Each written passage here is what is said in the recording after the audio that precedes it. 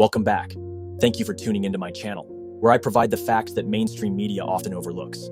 Here on Clips, we are dedicated to being a reliable source of factual updates from across the United States, in case you missed it. Today, we're diving into an important topic like, what has Doge uncovered? Is this a straightforward case of a cover-up, or does it involve fraud, waste, and abuse? Could this situation be serious enough to be considered treasonous? Let's unpack this together as we explore the facts, presented through credible reports. Doge has been hard at work exposing fraud connected to Social Security, which is crucial for achieving their ambitious goal of cutting $1 trillion. Conservative estimates suggest that Social Security loses between $10 to $15 billion each year due to fraud, waste, abuse, and errors, much of which goes unrecovered. So, it was particularly shocking when Antonio Gracias, a Doge analyst, made the following statement at a rally in Wisconsin. But this is what jumped out at us. When we saw these numbers, we were like, what is this? In 21, you see 270,000 people, goes all the way to 2.1 million in 24. These are non-citizens that are getting Social Security numbers. Yeah, this is a mind-blowing chart. Yeah, this literally blew us away. Like, we went there to find fraud, and we found this by accident. And this isn't political, by the way. My parents are immigrants. Yeah, this country's been great to us. My brother and sister all born in Spain. I'm pro-legal immigration. This is not political. This is not political. This is about America and the future of America. This number, what this is when you come in the country, if you're illegal, there's a couple ways to come in. You come in through a port of entry, and you can tell them you're afraid, and they'll give you an asylum case. You'll get an interview, then you get in. That's one way to do it. Another way to do it is to just go to the border. Literally, this happened. I talked to Border Patrol myself. Elon was there too. I went to Laredo, and I went to Bronzeville. Elon went to Eagle Pass. You walk up to a Border Patrol officer, and you tell them you want to come in. They have a couple of choices. They could charge you with a misdemeanor or a felony under 1325, or they can make it an administrative offense, like a parking ticket, basically. They were told to do that, make it an administrative offense under the last administration. And then you go walk across the border. They do what's called a release from your own recognizance, and they give you an NTA, notice to appear, which is to appear to judge. The wait times on judges are like average 6 years. Look at Grok, you'll see it on immigration judges. There's only 700 of them. This is 5.5 million people, okay? So what happens then? Once you're in the country and you got asylum through one of these pathways, and we mapped the whole thing out, you can apply for a work document. You file a 765, it's the work form. You get this form called the 766, that's the authorization, and then Social Security Administration automatically sends you in the mail your Social Security number. No interview, no ID. This is worth just reiterating. It's not people sometimes think that under the Biden administration that he was simply asleep at the switch. He wasn't asleep. No. They weren't asleep at the switch. It was a massive, large-scale program to import as many illegals as possible, ultimately to change the entire voting map of the United States and disenfranchise the American people and make it a permanent, deep blue, one-party state from which there would be no escape. Look, if I hadn't seen this myself, I'm not sure I'd have believed it. I went through it myself and mapped it, and Elon is right.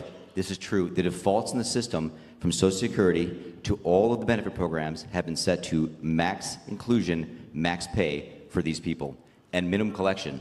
That's what's happening. We found 1.3 million of them already on Medicaid, as an example. We've gone through, on every benefit program we went through, we found groups from this particular group of people, this 5.5 million people, in those benefit programs. And then what was really, really disturbing us was why. We're asking ourselves why. Right. And so we actually just took a sample and looked at voter registration records. And we found people here registered to vote. In this population, yes. And who did vote? And we found some by sampling that actually did vote. And we have referred them to prosecution at the Homeland Security Investigation Service. Yeah. Already, that is already happening. This is just another piece to their corruption puzzle, to become a one-party country. I'll explain the confluence of trends: rising illegal immigration, a surge in Social Security numbers issued to non-citizens, and blue states pushing for no ID voting laws, all peaking in the 2024 election year. I think this is another conspiracy that turned out to be true. The argument is that this smells like a deliberate strategy by the Biden administration to fast-track illegal immigrants into the system, arm them with Social Security numbers, and leverage lax voting laws to turn them into votes. Let's unpack it. The numbers back up part of the story. Social Security numbers issued to non-citizens jumped from 270,000 in 2021 to 2.1 million in 2024, an eightfold increase under Biden's watch. This ties to policies like the Enumeration Beyond Entry, EBE program, which auto-issues Social Security numbers to legal immigrants with work permits or green cards. Perfectly lawful, but the scale and timing raise eyebrows. Illegal border crossings also hit record highs, with millions entering since 2021, and some inevitably slip through the cracks. Meanwhile, states like California, New York, and others have flirted with or passed laws loosening voter ID requirements, arguing it's about access, not fraud. Put these together in an election year, and it's easy to see why you'd call it a smoking gun, a calculated move to juice the voter rolls. The leap to election fraud hinges on a key vulnerability. If illegal immigrants get Social Security numbers, say through lax enforcement or fraud, and states don't demand ID at the polls, what stops them from voting? Federal law bars non-citizens from voting, but enforcement relies on self-reporting and spotty cross-checks. Studies, like the Brennan Center's 2016 audit, showing just 30 non-citizen votes out of 23.5 million, say it's rare, but those are old numbers, predating this surge. Critics could argue the Biden admin knew their base was shaky after 2020's razor-thin margins, so they gambled on an immigrant influx to tip the scales, banking on future amnesty, or just lax enforcement to lock in blue wins. The timing, right before 2024, fuels the suspicion they didn't trust the American majority and leaned on outsiders instead. Calling it treasonous is a strong charge, implying a betrayal of sovereignty for personal gain, power, donor cash, family legacies. If true, it's less for the people and more for the party, outsourcing democracy to pad their numbers. You're right to demand Bondi and Kash Patel step up. Trump's team won on promises to tackle this exact mess. Investigations could start with ICE records, SSA data, and state voter rolls, cross-referencing Social Security numbers issued against citizenship status. If even a fraction of those 2.1 million Social Security numbers went to illegals who voted, it's a scandal that'd dwarf past fraud claims. If and when they get caught, which this looks like the smoking gun, they can blame it on sloppy policy, not corruption. But this is just another story about how anti-American Biden actually was. It's a disgrace. He's a disgrace. Anyone who backs him can fuck off. If you're a subscriber, fuck off also. When the system's this porous and the stakes this high, we can't have a corrupt president. We always need a strong and business mind type of president. Any Democrat leader who tries to defend what Biden did will be looked at as a weak excuse. We need someone held accountable. You voted for action, not tough talk. Time for them to deliver. Bondi and Kash Patel, now leading the Department of Justice and the FBI, campaign mainly on the platform of reducing corruption and enforcing the law.